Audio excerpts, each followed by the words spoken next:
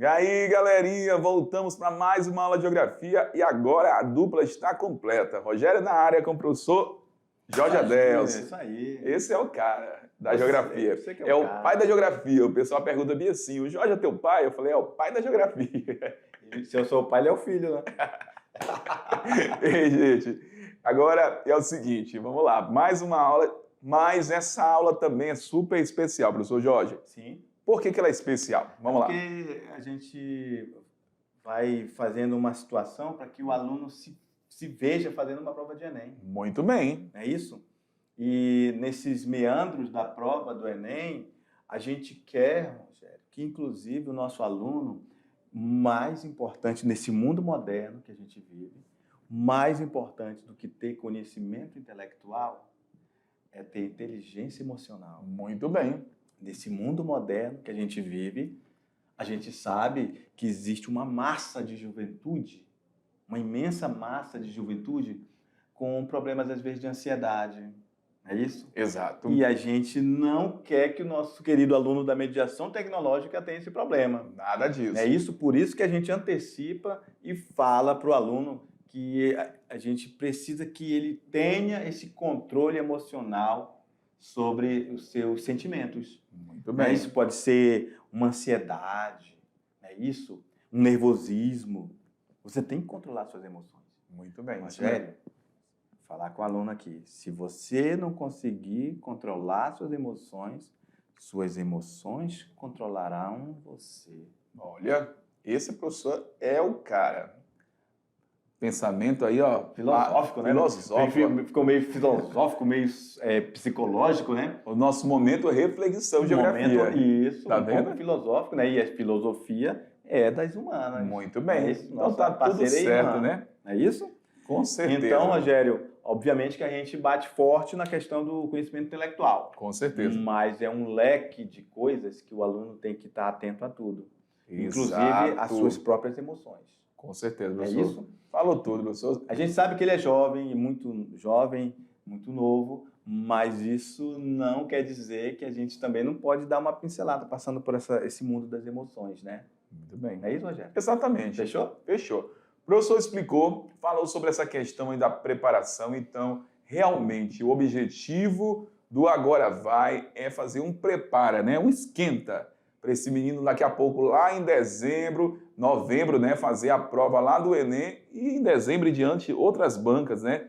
De vestibulares de Rondônia e também do Brasil. Beleza, galera? Então vamos lá no quadro para o nosso primeiro Agora Vai de 2023 da Unidade 1. Vamos lá.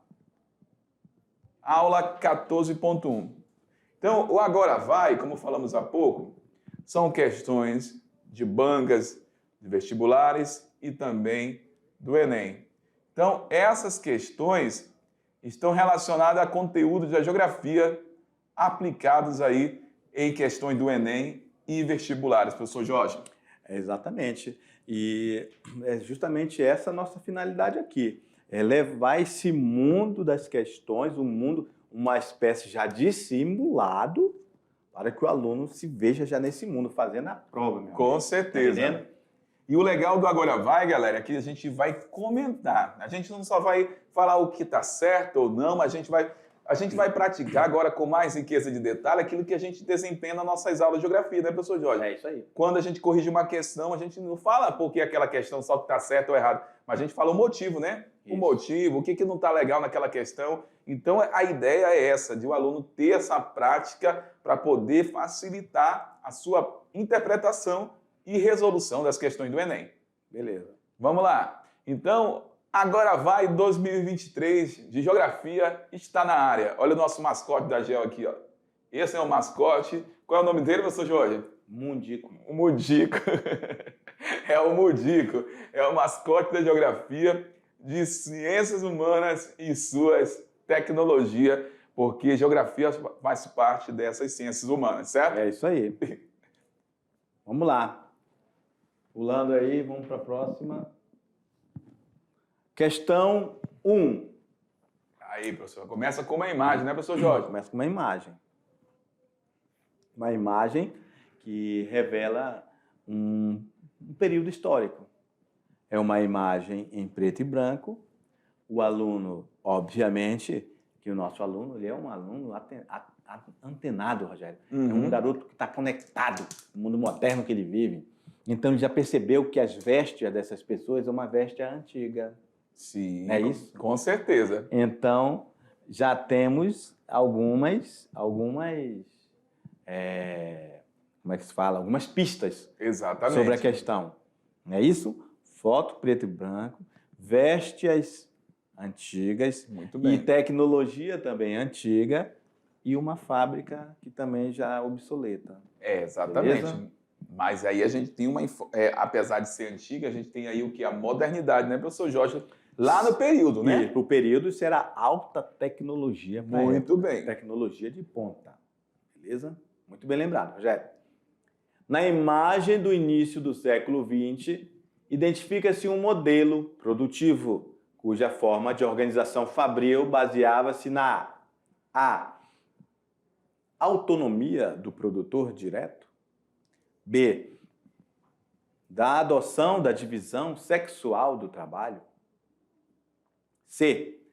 Na exploração do trabalho repetitivo. D. Da utilização de empregados qualificados. E letra E.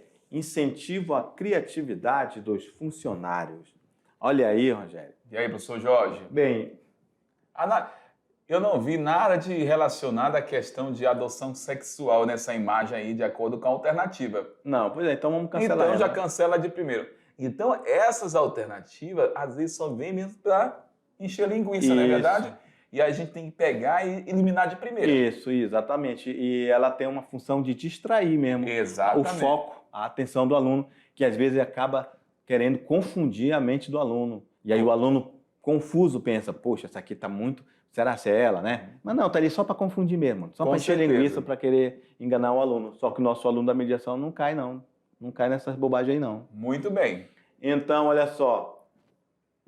A imagem não está relacionada. Inclusive, tem uma pessoa aqui, que parece ser do sexo feminino, né? Uhum. Que trabalha com os homens, olha aí. Com certeza. Então, não há essa divisão. Vamos analisar outra alternativa aí, ó. Incentivo à criatividade dos funcionários. Então, né? Não tem nada que evidencie criatividade. Com certeza. Muito pelo contrário. Olha, parafusos. Esses parafusos vão ser colocados ali. Eles têm exatamente que colocar esses parafusos nas peças.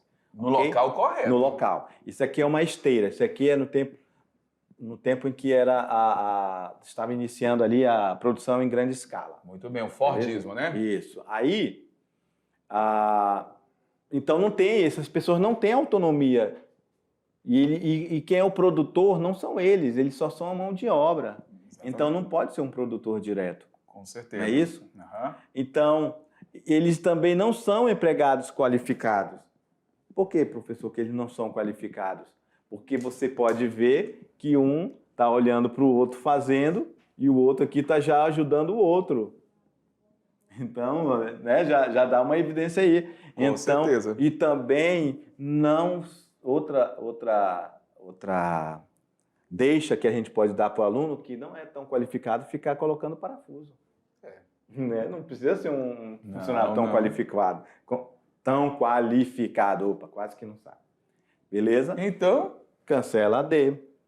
Cancelando a D só. E nem são criativos, eles sabem exatamente o que fazer. Olha só, exploração do trabalho repetitivo. Por quê? Olha o tanto de parafuso que eles vão ter que repetir várias vezes e colocar nessas rodas. Muito bem. E como foi falado, o professor falou há pouco, aí é uma esteira. Essas rodas, esses áreas passavam aí nessa esteira e as rodas só iam avançando. Cada funcionário, cada trabalhador desempenhava uma única função. Por isso que a gente não tem mão de obra qualificada.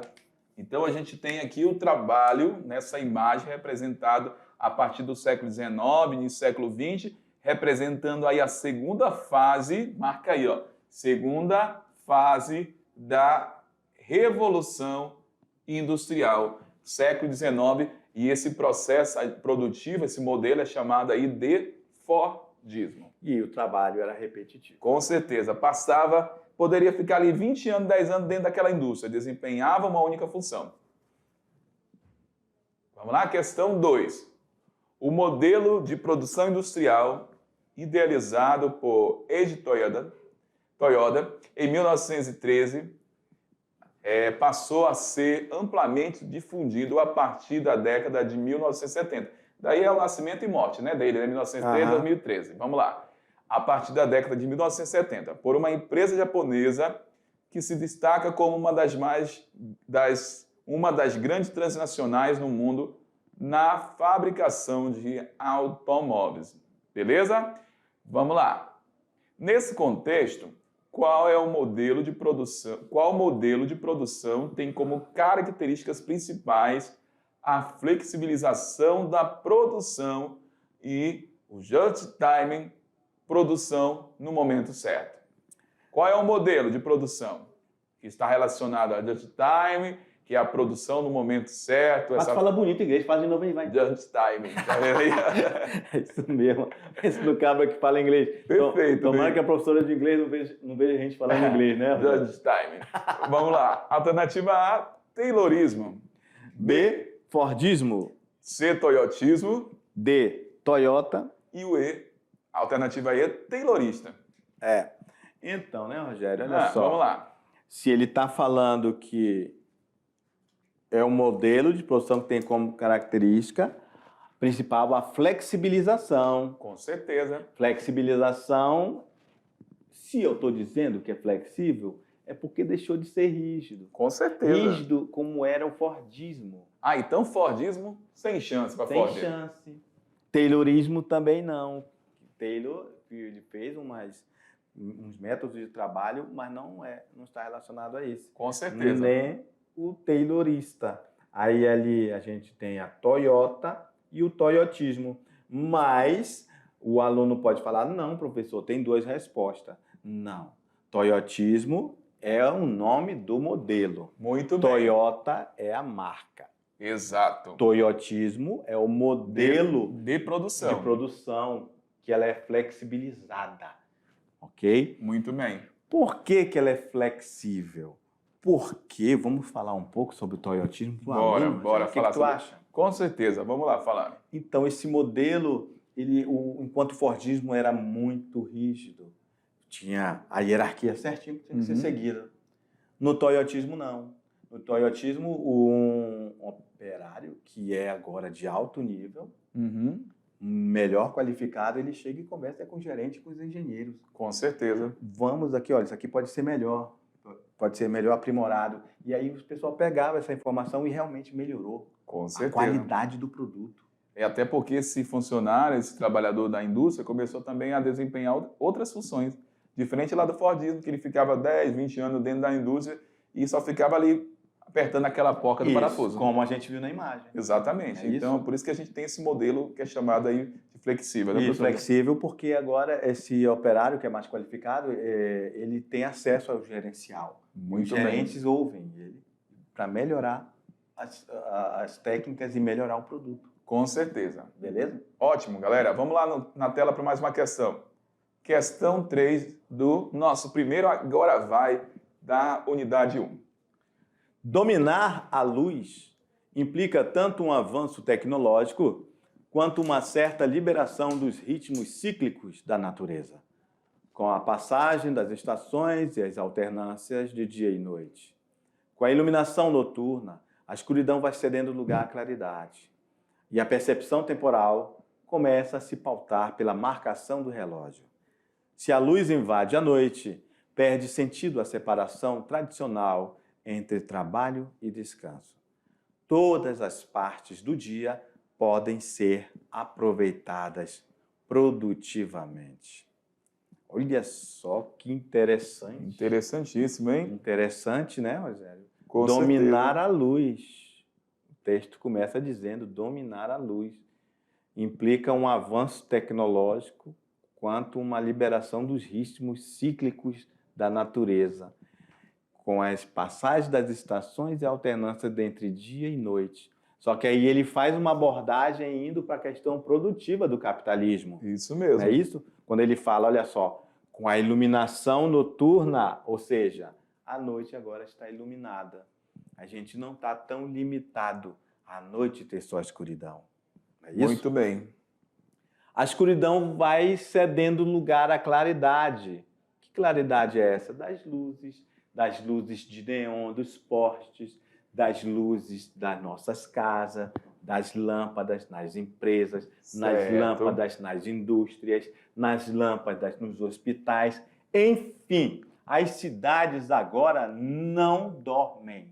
Com certeza. É isso, Rogério? Exatamente. É isso que o autor quis falar nesse texto. Muito bem, professor. E a percepção temporal começa a se pautar pela marcação do relógio. Opa! Então, Rogério, ele quis dizer nesse texto, Rogério, que ele está no determinado trabalho. Olha só, querido aluno, ele vai para o trabalho dele, ele está tipo num ambiente que nem esse aqui que a gente está, bonito, e aí ele não precisa ir lá fora para saber se já é dia, porque não dá de saber, mas aqui dentro está iluminado. Isso mesmo. Ele só tem que olhar para o relógio. Exatamente. Excelente. Muito moderno, né? Que a gente Muito moderno, desse jeito. O mundo moderno que a gente vive é assim.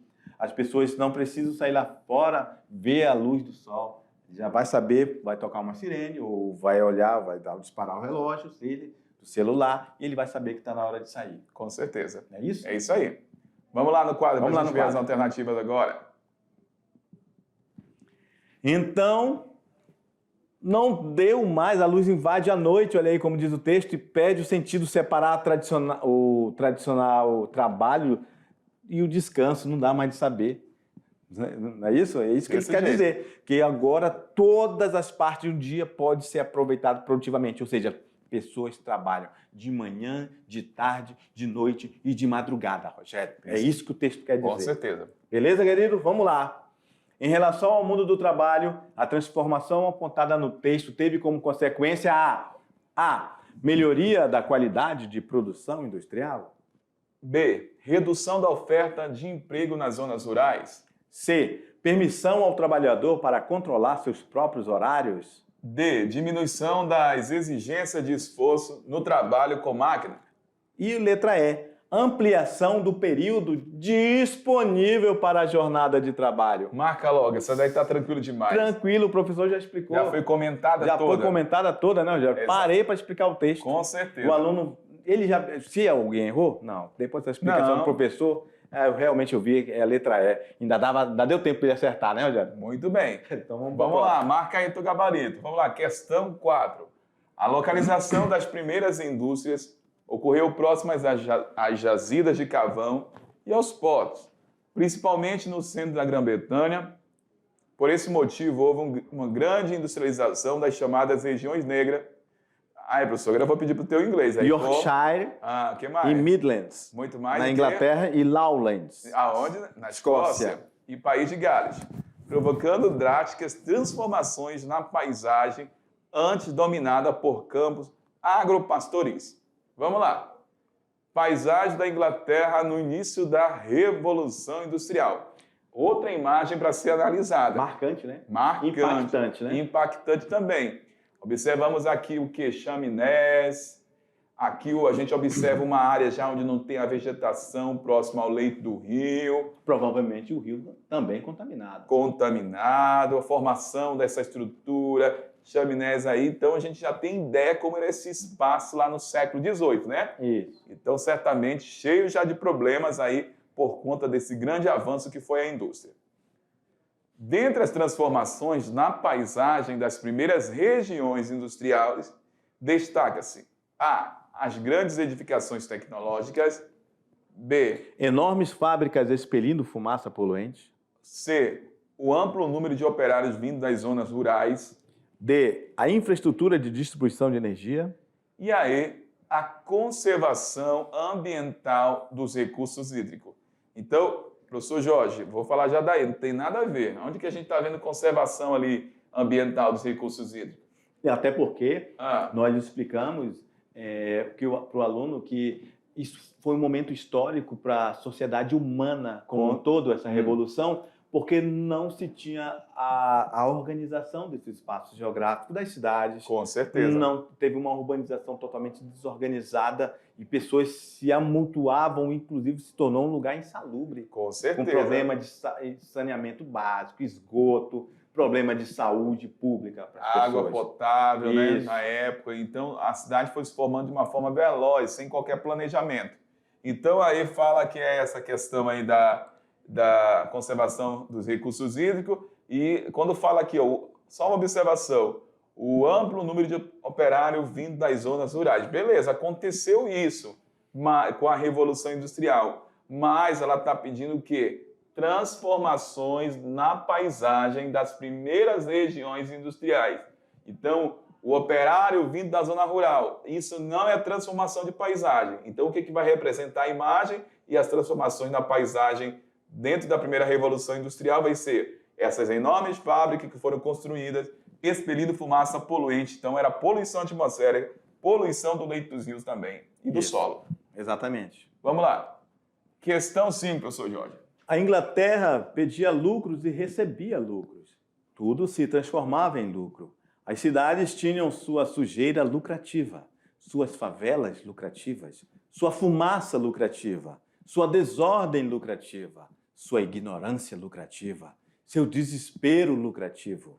As novas fábricas e os novos alto-fornos eram como as pirâmides, mostrando mais a escravização do homem que seu poder. Qual relação é estabelecida no texto entre os avanços tecnológicos ocorridos no contexto da Revolução Industrial Inglesa e as características das cidades industriais no início do século XIX? Olha só, então o comando da questão, né, é bem pontual. Qual é a relação estabelecida? Qual é a relação estabelecida entre o quê? Os avanços tecnológicos ocorridos no contexto da Revolução Industrial Inglesa e as características das cidades industriais do século XIX. Muito bem. Vamos lá. A facilidade em se estabelecerem relações lucrativas transformava as cidades em espaços privilegiados para a livre iniciativa, característica da nova sociedade capitalista. B. O desenvolvimento de métodos de planejamento urbano aumentava a eficiência do trabalho industrial. C. A construção de núcleos urbanos integrados por meio de transporte facilitava o deslocamento dos trabalhadores das periferias até as fábricas. D. Grandiosidade dos prédios onde se localizavam as fábricas revelava os avanços da engenharia, da arquitetura do período, transformando as cidades em locais de experimentação estética e artística. E aí, o alto nível de exploração dos trabalhadores industriais ocasionava o surgimento de aglomerados urbanos marcado por péssimas condições de moradia, saúde e higiene. E aí? Nós respondemos isso já. Tá tranquilo demais. Falamos, né? Inclusive, olha só, vamos começar a ver os erros nas alternativas, Rogério? Agora, na hora. Aí, ó, grandiosidade dos prédios onde se localizavam fábricas revelava os avanços de engenharia e arquitetura, transformando as cidades em locais de experimentação estética e artística. A experimentação estética que se via era da imagem da questão anterior. Com certeza. De uma paisagem feia, de muita poluição. Com certeza. Não é isso? E a artística, muito mais distante ainda da arte. Não é isso? A facilidade em estabelecer relações lucrativas, transformar a cidade em espaços privilegiados para a livre iniciativa? Não, era só o burguês, era o grande acumulador de capital. Verdade. Não é isso? Isso mesmo. Então não era para qualquer um que poderia ter essa livre iniciativa, porque não era todo mundo que tinha esse poder aquisitivo. Com certeza. Não é isso? Então tá fora. A B, o desenvolvimento de métodos de planejamento urbano aumentava A eficiência do trabalho industrial. Olha só, planejamento Que urbano. sem chance. Sem chance, não teve. Se as cidades cresceram, falamos durante a aula isso, que foi de forma desorganizada. Exatamente, Beleza? falou tudo. A construção de núcleos urbanos integrados por meios de transportes facilitava o deslocamento dos trabalhadores. Facilitava o deslocamento dos trabalhadores? Não. Nós tínhamos, era um caos. Com certeza. Beleza? Exato. Então, obviamente, vamos ter só a letra E. Exato. Um alto nível de exploração dos trabalhadores, isso é verdade. Ocasionava o surgimento de aglomerados urbanos marcados por péssimas condições de moradia, saúde e higiene. Tudo Perfeito, certo. tudo certo. Vamos lá, questão 6. Segundo dados das Contas Nacionais do Instituto Brasileiro de Geografia e Estatística, em 2015, a indústria de transformação foi responsável por 8,9% do produto interno bruto, que é o PIB. Nesse mesmo ano, o setor de serviços representou 37,6% do PIB, o comércio 38,6%, agropecuária 8,3% e a construção civil 6%. A indústria total, constituída pela indústria de transformação, pela indústria extrativa mineral e pelos serviços industriais de utilidade pública, representavam aí 9,5% do PIB. Só lembrando que esse serviço de utilidade pública é formado a partir do fornecimento de água, eletricidade e outros. Vamos lá. Temos aqui a composição do PIB e as referidas atividades, né, professor Jorge? É isso aí. Então, serviços, a gente tem a participação de 37,6%. Comércio, 38,6%. Só lembrando que comércio e serviço faz parte do setor terciário da economia, né, professor Jorge? É isso aí. Agropecuária, 8,3%. Construção civil, 6%. Aí nós temos aqui a extrativa mineral, 0,2%. E a indústria de transformação, 8,9%. Vamos para o comando. Aí tem as alternativas, para a gente poder relacionar o texto com o gráfico. A A fala o seguinte: o setor terciário que apresentou a maior participação econômica. Eu acho que eu já até respondi. Vamos lá. B. O setor primário, que correspondeu à segunda maior participação econômica. C. A indústria de transformação que se destacou entre as atividades do setor secundário. D. A indústria de transformação, que apresentou a maior participação econômica no setor terciário. E aí, os setores secundário e primário que apresentaram a maior contribuição para o PIB brasileiro. Aí a gente tem que conversar com o aluno sobre isso, né? Vamos lá. Quer aparecer na tela? Eu sei que você é bonitão. Vamos aparecer na tela. É isso aí.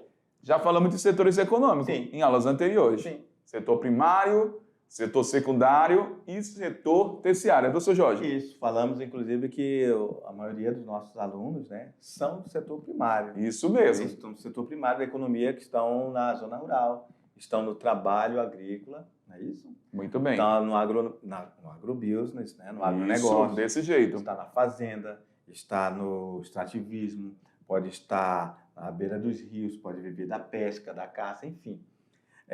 Isso é o setor primário, são as commodities, a extração mineral, vegetal, que a gente vende, a soja que vai para fora. Isso é o setor primário da economia. Exatamente. Então, vamos lá no quadro? É isso aí, vamos lá. Vamos lá no quadro marcar a alternativa correta para o aluno verificar aí, professor Jorge, agora, que é a alternativa A, o setor terciário, que apresentou maior participação econômica. Volta lá no gráfico. Aqui, porque Pronto aí, ó. Quando a gente fala no setor terciário, é o comércio e os serviços, Rogério. Muito bem. E aí, olha só, o texto evidencia, né, que... Vamos mudar aqui a cor? Muda aí. Preto, ó, e vou apagar tudo. Paga. Olha aqui, ó. Olha o tamanho do setor terciário. Tudo isso aqui é setor terciário. Maior parcela, né, professor Jorge? Maior parcela. Então, quase 70%, né? Isso.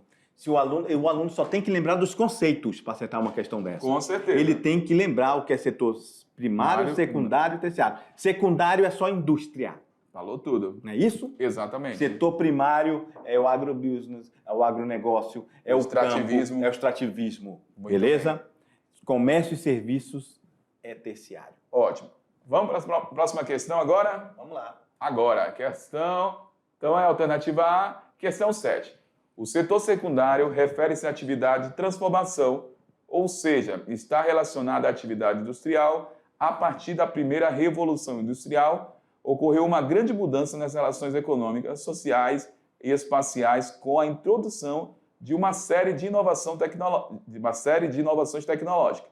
A produção e a circulação de mercadorias aumentaram e atingiram mercados internacionais.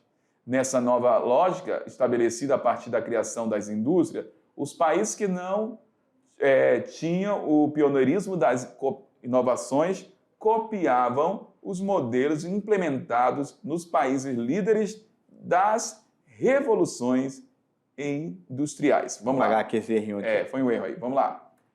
Nesse contexto, as indústrias podem ser classificadas em alternativa A, bem de produção, bem de capital e bem de consumo, professor Jorge. B, bens de produção, bens de base e bens de capital. C, bens industriais, bens de produção e bens de capital. D, bens de produtos agrícolas, bens de consumos duráveis.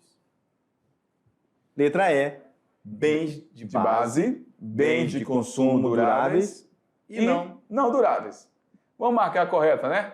Tranquila demais essa questão. O aluno não pode esquecer de pensar dessa forma aqui, ó. São bens de produção, bens de capital e bens de consumo. Os bens de produção são aqueles bens que são feitos, Rogério, para a indústria produzir. Muito bem. Ok? Inclusive, os próprios bens de capital também fazem isso. E os bens de consumo são aqueles que é para a população em geral. Com certeza. Ok.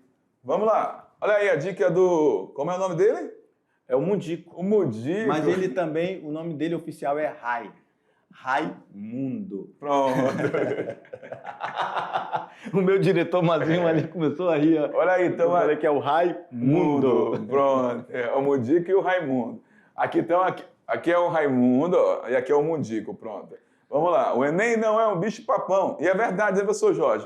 Mas uma avaliação que precisa de interpretação em todos os seus itens. E a gente fala para você junto, né? 1, 2, 3, você vai conseguir. Isso aí, galera do terceiro ano. Questão 8, professor. Vamos lá. Tem Olha uma imagem, né? Uma imagem sarcástica, né?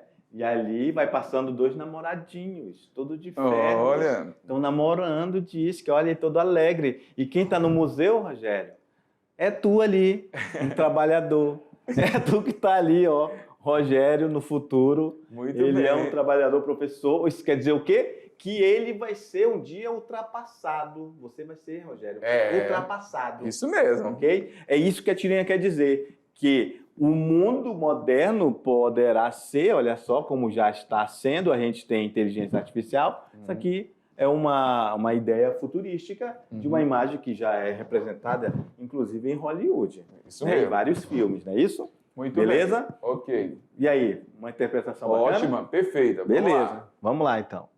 Questão 8, né? A robótica aplicada à produção industrial e agrícola vem substituindo o trabalho humano tanto nas indústrias como no campo, causando A. O desemprego funcional. B. Alienação tecnológica. C. O desemprego estrutural. D. O aumento laboral humano. Ou letra E. A tecnologia é inversa. Marca logo, porque Nada isso foi a ver. falado já em aula. Já falado, aumento laboral humano. Não tem. Ó, laboral, aí o aluno tem que ficar ligado que esses examinadores, às vezes, querem enrolar eles. Verdade. Ó, laboral é o mesmo que trabalhar, o mesmo que trabalho, o aumento do trabalho humano. Não tem, se eles já estão ali, a imagem está dizendo que eles estão obsoletos, estão ultrapassados, são apenas uma figura expositiva dentro de um museu. Muito bem. É desse... Isso que tá entendendo? Então não é isso. Olha só, alienação tecnológica, nada a ver. E o desemprego funcional também nada a ver. Nada a ver. Só pode ser o desemprego estrutural. Então, querido aluno, querida aluna, desemprego estrutural, anota aí do lado. É tecnológico. Muito bem. Porque está relacionado à tecnologia. Exato. Substituição do homem por máquinas. Perfeito. Vamos lá. Questão 9. A mundialização introduz o aumento da produtividade do trabalho sem acumulação de capital, justamente pelo caráter divisível na forma técnica molecular digital, no que se resulta a permanência da má distribuição da renda. Exemplificando, mais uma vez, os vendedores de refrigerante às portas dos estádios viram sua produtividade aumentada graças ao just time dos fabricantes e distribuidores de bebidas, mas para realizar o valor de tais mercadorias, a forma do trabalho dos vendedores é a mais primitiva. Combinam-se, pois, a acumulação molecular digital com o puro uso da força de trabalho. Vamos lá para as alternativas e o comando. Os aspectos destacados no texto afetam diretamente questões como emprego e renda, sendo possível explicar essas transformações vamos lá, alternativa A, crise bancária e o fortalecimento do capital industrial. B, inovação toyotista e a regularização do trabalho formal. C, impacto da tecnologia e as modificações da estrutura produtiva. D, emergência da globalização e a expansão do setor secundário. Aí, diminuição do tempo de trabalho e a necessidade de diploma superior. E aí? Tranquilo. É uma questão também que tem toda a questão interpretativa, né? Vem um texto base para você poder associar. Então, o impacto da tecnologia e as modificações na estrutura produtiva. É isso aí, está falando do desemprego estrutural novamente. Exatamente. Uma pessoa vendendo na frente do estádio. A informalidade, né, professor isso, Jorge? Exatamente. Vamos lá, questão 10. Convenciona-se chamar de revolução industrial um fenômeno de vertiginoso domínio humano sobre máquinas, bens materiais e seres humanos que teve início lá na Inglaterra na segunda metade do século XVIII e encerrou a transição entre o feudalismo e o capitalismo, a fase de acumulação primitiva de capitais e de preponderância do capital mercantil sobre a produção. Completou ainda o movimento da Revolução Burguesa, iniciado na Inglaterra no século XIX. Tradicionalmente, a Revolução Industrial diferencia-se em 3 períodos, sendo o último período conhecido como mamão com açúcar. Marca logo, professor Jorge. Mamão com açúcar. Revolução Técnica Científica Informacional. É fácil demais. Então, ó, partiu o resultado do Enem e vestibulares. É hoje. Então, essa galera está mais preparada aí para o vestibular, para o Enem. Então, é isso. Ó. A ideia do Agora Vai é preparar a galerinha, professor Jorge mesmo, para fazer essas grandes avaliações. E, inclusive, dar aquela pincelada na ajuda do preparo emocional também. Muito bem, como você falou lá no início, né? Fechou? Então, um grande abraço e até daqui a pouco na nossa revisão. Tchau! Tchau!